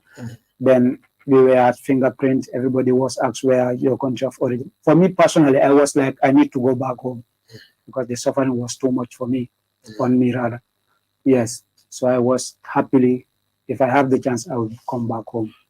Yes. So that was the beginning of your coming back. Coming back. So luckily, then they didn't say they are going to deport us, but we were thinking it's like we are going, like they are taking us to another city and drop us there for us to go back also to Rabat or where you came from. So when you do this time it's a different turn. We went to Ousda, where we when we left Algeria. Yes. So they take us there. They passed Ousda, they took us to a faraway village where even to have a network is a problem.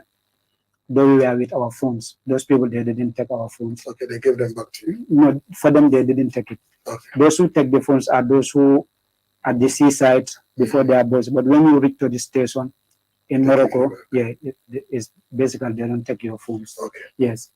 So New York, when we reach there, we drove full day and night. I think we reached there at 12 a.m. Then when we reached there, over on border, it's a border. Then they explained to the head there also. These people, they were caught, they were speaking Arab, though I don't understand what they were speaking. I understand they said, you have to take them back to Algeria. You have to deport them. They write our names. So after 1 a.m., they put us in a vehicle, this military vehicle, cover everything. So you can see outside, they took us to the border. When we reached there, they dropped. They explained, now you are going to Algeria. Because Moroccans, what they do, they don't deport you with flight. In those days, I don't know for now. Yes. So they will take you and they leave you in the desert. Yes. So when we went to the border at 1 a.m. in the night, they said they saw us a light because in the desert you can see 50 kilometers light. They say you see that place is not far from here. Now you have to go walk straight. Don't go left. Don't go right. Go straight. We said okay. They say don't ever and ever come back here. Yeah, the words pain because if you went to seminar, the person say you are not needed here. It feels sad, but as a man, so we started working on that night. We worked till morning 6 a.m. We reached Magura. The place is called Magura. The door of the desert with no lampa amudara. You have no lights, no nothing. You are walking blindly. Our phone mungi over seda. No food, no nothing. So our phone till 6 a.m. in the morning when day breaks, then the vehicles start passing. We break, we neutral then driver phone. You want to go to Magania. Some of us wanted to go back to Morocco, some want to go to Algeria and work, others want to come back home. But when you reach there, now, yeah, so now our target was to go to Magania and see what we can do next. Now we start working because when you ask a driver to take you to Magania, they don't do it because of the Algerian law. So they will tell you, policeman, no. Now we follow the road, walking 100 kilometers. Yes. So when you start theater, because you don't worry, you know you are deported. So now the police will pass you and they will not talk. They will not even after you. They know these people, they are from Morocco. So no longer they know our phone on Ben, Samakatla. He's a hard man, like he has this Sepan, exactly. Thank you. So Funga Age, this guy was having breads for his horses and animals. So Lola isil horse Lola isil bread with milk, bread bubbling dormenu juice. Alhamdulillah, thanks to him. That's where we had our breakfast. We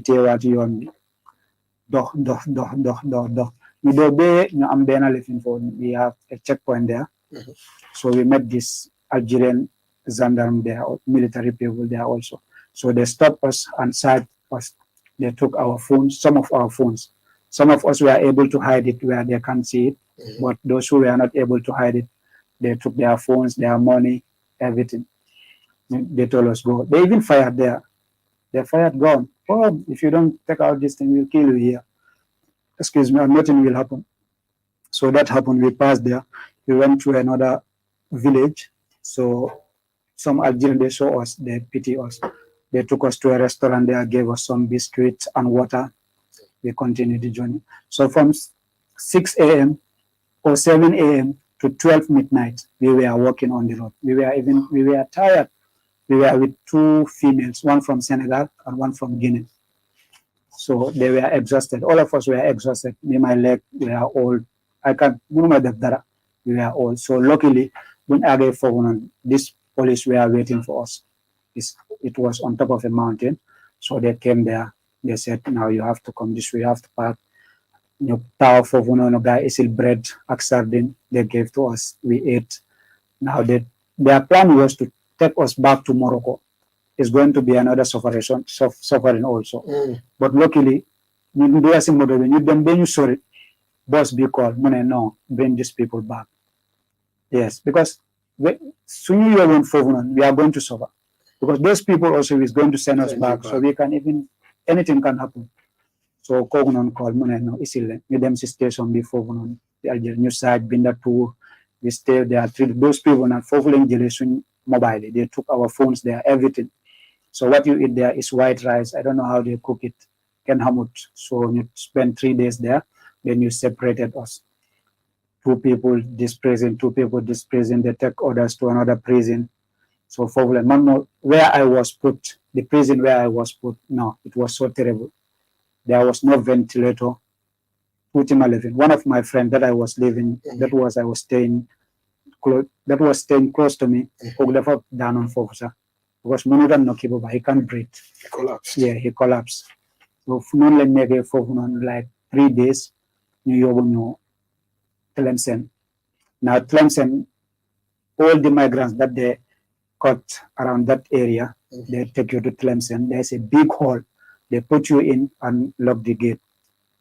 Yes, gate order, because it's a big one. They lock it, so they will bring your food, morning, breakfast, lunch, and dinner. Toilets, everything inside. They give you a mattress and a cover. Then we spend like, I can't remember how many days we spend there. Then they put us in a vehicle. Now we are going to Tamaraset. It's very far. So now in that journey also, you can count 50 buses, more than 50 buses with all full with irregular migrants. They are taking them back to Niger. So we drove there like 3 days. Then we reached Tamaraset. So in the evening, to cut it short, in the evening they brought this truck also. The bus stops at Tamaraset, at the main camp there. So they brought these trucks. The same truck that we are taking us to Algeria. So Fogle and Dugal. Sorry about that, how to call it? Niger. They took us to Niger. So we went down like Singon from 6 to 6, between 7 and 8 to 4 a.m. Yes, inside that truck. That also, they will park you, they will load you anyhow. Then they will take you to a certain place, you will drop. They will tell you now. Then the military will be escorting you. The military that was escorting you have to fire to scare you. Or if you return, they will shoot you. It's not to scare, but it's a promise. They will shoot you if you try to return. Then they will fire, they will tell, take this road. Then we took the road. Then they'll be around 10 a.m. Then we met with the Niger service people. Yes, so they asked us to stop. Where are you coming from? We explained everything. They asked us to stop there. Then they called the IOM people in Niger. Wow. Yes. So finally the IOM, okay, that sounds like good news. It's good news, but still now, wow, it's not completely good. So the IOM people came, they bring their truck. For them also, they have only one truck there. So what they do, they will come and take this crew. They come until they finish everything. So the place they took us is called Asamaka. Though it's a border village. No electricity, no nothing. So we went there. They have this, I don't know whether they're immigration or something, they're servicemen. Then they will register everybody where you're from, your name, when you go to the IOM camp. But that, I can't call it a camp, because it's just like one big tent. No, it doesn't have door, in the middle of the desert. The water there, the time we read there, it was still COVID, because we read there on October 25th, 2020, I can recall. So you them fovunon si kambi, never fovunon tenti, then got about just like a market where this vendor sells no buy on. So fovulen data. So what they will do on the store? Yeah, on the floor. Okay, on the floor. Yes. They will give you is toothbrush, I think a can of beef, and toothbrush. When did you last brush your teeth? Only God knows. Only God knows. And this thing, how to call it, jampe, and a mosquito net. Sponge. Yes, and a mosquito net. That's what they will give you there. So you go there, you meet your fellow migrants everywhere. It's a problem. So now, no cover. Sometimes they said the believe in the sanke, not just sanke, the muscle to cover yourself with net. With the mosquito net. You suffered. Yeah. And I have no phone, and you reach to another level. You try to cover yourself with your mosquito net, because they oversaid at night you can't sleep. Yes. You try to light fire to warm yourself. You can't find. What we do sometimes, we find these plastics. We light and try to, which is not good for our health. Yes. At night, then during the daytime, the water is so hot. You can fetch water from the tap. It's basically just boreholes. But when the water stay one night, the following day you say the water turned green. Yes, you have to drink. Yes. So they will brought food for us. 10 people, 1 plate. Sometimes, they are young guys. They will cook breakfast, lunch, and dinner. So 10 people, 1 plate. When you start eating, sometimes the wind will come, every sun pour inside your food. Then you have to throw that one. You have to stay like that.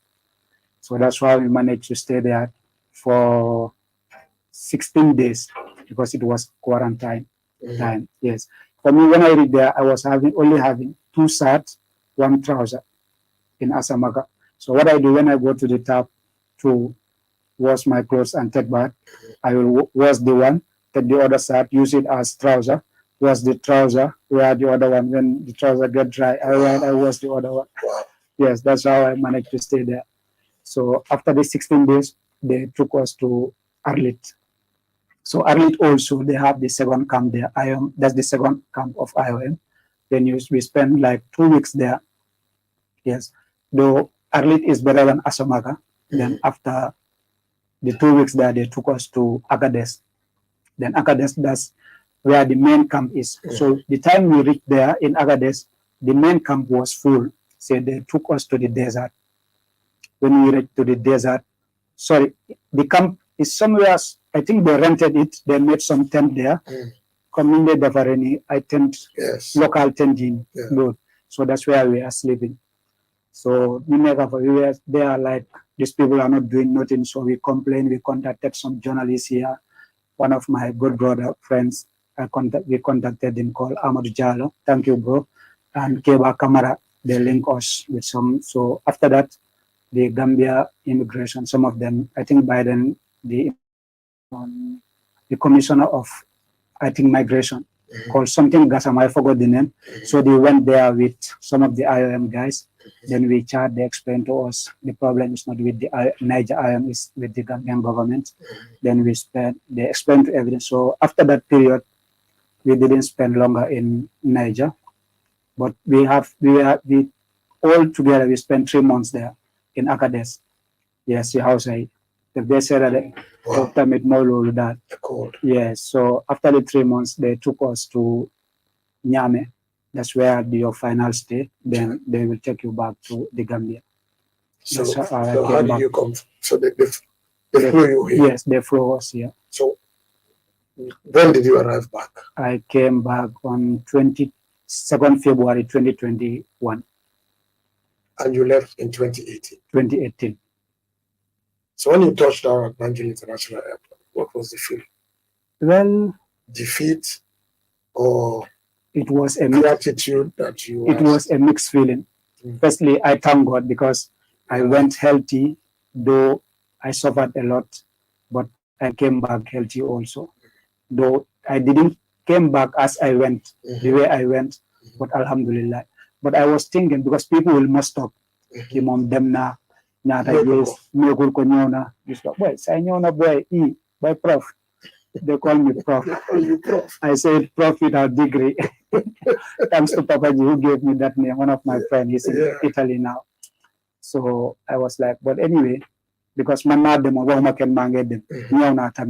matter what they said, I will keep it to myself. So still I have to go back to my work. No matter what, yes. I don't wait for monthly salary, wages, living my family. Yes. So that's cool. Okay. So when I came, the IOM people, they welcomed us at the airport. I appreciate that. Yes. Then they took us to the FIFA Gold Project. We spent a day and a half there. They came, they explained everything to us. They gave us transport and a mobile phone if you want to contact your people and tell them you have arrived. Yes, though they gave us a good service. Yeah, I really appreciate that. So after that, you do a transport, then you go back to your family. Yes. So when you went home? Yes, on that particular day, I went with my friend to his site because I don't want to reach home broad daylight. Yes. I bought this thing, this rubber, come living in the Wow. Wow. So before I called my guys, I told them, yeah, we are in Niger. They know everything. Okay. Yes, my family.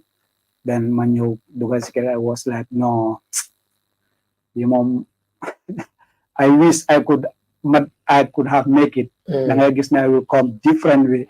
But this is how God destined it. No one can escape from your destiny. So when you how did HOLAREH jump straight into HOLAREH TV? And yes, because you are doing video editing, you are doing this, shooting, so jump into that. Yes, HOLAREH. I started the YouTube channel when I was in Morocco.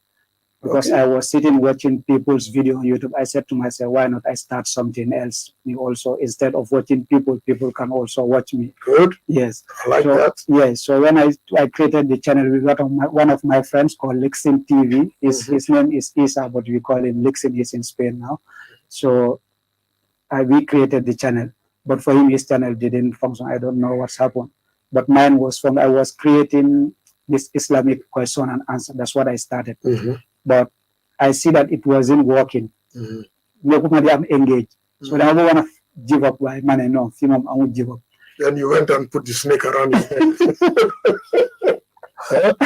You went to the carton or wherever. I will take you to carton. I almost put that snake on your head. You almost put that snake on your head. You're going to try that. I'm going to try that. So when I came back here, I tried to choose a unique name because I was using my name. Then I sat and think. I finally get HOLAREH. Trustworthy. Yes, and I love the name. So that my handle name on TikTok, it was HOLAREH. So when I join people live, people will be like, this what? Trustworthy? No, I never heard this kind of name before. I said, okay, you will. Yes, so that's how the name comes. So you are doing your trading too. Yes, I'm doing my trading too. Though it's a small size business, but as far as small step is better than no step. Right. Yes. Okay, so you don't feel bitter having come back and you are calling some of your friends who are in Spain and other countries? No. How do you feel? Okay. I feel okay because the issue is, for me, I didn't reach Europe, but what I usually say is, I viewed Europe through the baselines. Like them for Europe, them for people. I peeped Europe. I didn't went there, but I peeped. It's like no one can tell me what is there. Yeah. Yes, because I can say the journey when you experience it, and then you speak with other friends who are in Europe. You all were together. They tell you everything. You know what is there. You have people who are in Europe. If they have this, they can come back home. Yeah. We have people who are there. They can't come back home. They want to come, but they can't because they don't have the cash. They don't have the money to come back. You understand? So it's not that like Europe is not the only solution. When I was here in 2018, going to 2015 to 2018, even if someone called me with an international number like Senegal, I feel like, oh, this guy is okay. Yeah, Kimambana. That's right. Yeah. But when I went, I saw what is there. Mahamene, Tuki, Ateki, Dubena. It's not the same. It's not the same. You can travel with English. You travel and success. And success. It's not the same. Tuki, Ateki, Dubena. Munga travel, you success. Munga naga travel, the success fit me. So what would you say to any young guy that's watching us? It's been a long, I think we've probably done 1 hour, 45 minutes or so. Oh, more than. What would you say to any young person who is saying, Kimi could come on the market, but he failed, but I'm still going? I'm still going. Okay. So we have different people saying that. Then want like even to make a gate bange ba and in Balakafa, they have to go. I will still go. Yes. But the issue is, one thing I have to tell you is, so even if the sea is boiling, they will go. And then many people lost their life. Many. Recently, we all know what happens in Bakau. Yes. I pray that may Allah have mercy on their souls. Yes, but I can't say we can make it here. Europe alone is not the solution. And then even if you try to go to Europe, make sure that you have skills here before living here. If you don't have the skills here, that progress to get of it. No, boy, that can be defamated by government. But be your own government. Government will support you for you.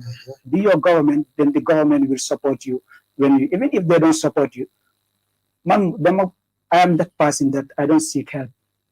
Yes, to be honest, even my family members that can attest to that. I don't go them give me this and that. Anything I do it for myself. And when you are used to that, you are okay. Yes, you will minimize disappointment. So finish, munga nega finish, anga try, nanga, benga amsa defini. Why come you see them it's like, boy, I'm only here, boy. ba ma dem man tam ma start di yone halis lefin boy léegi yow yaa ngi useless so demee Europe the same thing you will be useless. I'm sorry for the word but that's the fact. You understand? So when you are here, try to do small things, take a step, have your dream, set your goals. Understand? Not def dara. Why also why don't I job na dem Europe rek? But do work there. And then you landed at the Forbes Academy. I landed at the Forbes How Academy. did you land? As as I said, the prof with a degree is now in the Forbes Academy. And giving speeches. Where diplomats have been trained. Well, now prof also joined those diplomats. Well, you know, life, just know what you want. Yes. Not saying that you don't complete school, you know, you can't do, or these people are better than. Yes, though God created us. We are not the same, but still now, understand? So what you want to do, go after it. When you go there, you can, your destiny can make you there. You can meet you there. But you can't sit at one place and say, no, you have to go and meet your destiny. Yeah, that's it. When I came to TFA, you know how I came. Yes. I'm going to say it public. Yes. I didn't have the money to pay for the full destiny, for the full segment one. Yes. But when I completed the second one, what I told you, I said, Pastor, unfortunately, I can't attend the second segment. You asked me why. I told you, communication comes at the importance of communication. Yes, because if you don't communicate, you miss opportunities. That's right. You should also know who to communicate with. You understand? Then when I told you I can't afford, you said you are giving me full segment to scholarship, and you did that, and I really appreciate that. Thank you so much. Thank you. I pray that may God grant you the best in this world and hereafter.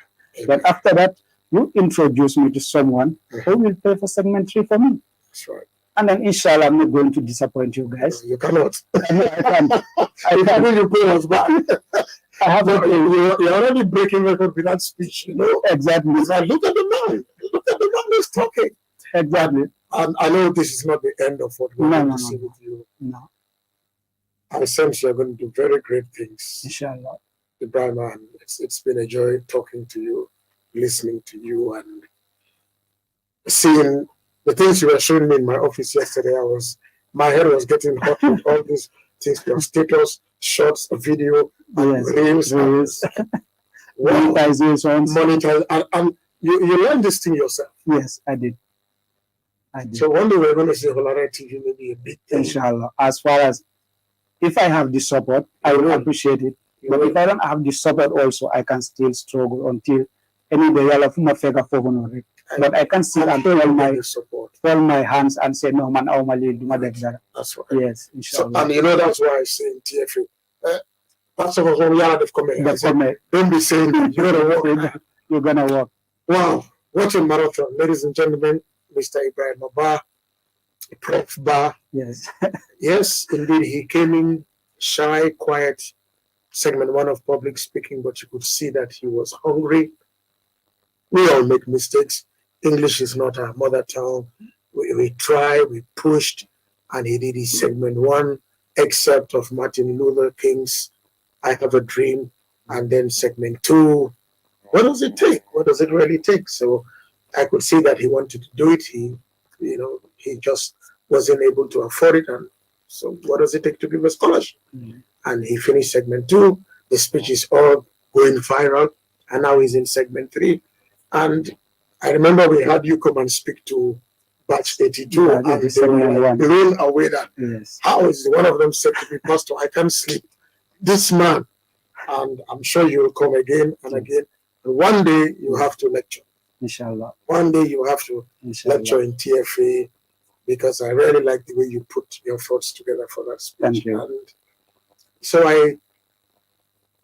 this is EBRIMA Ba. I recommend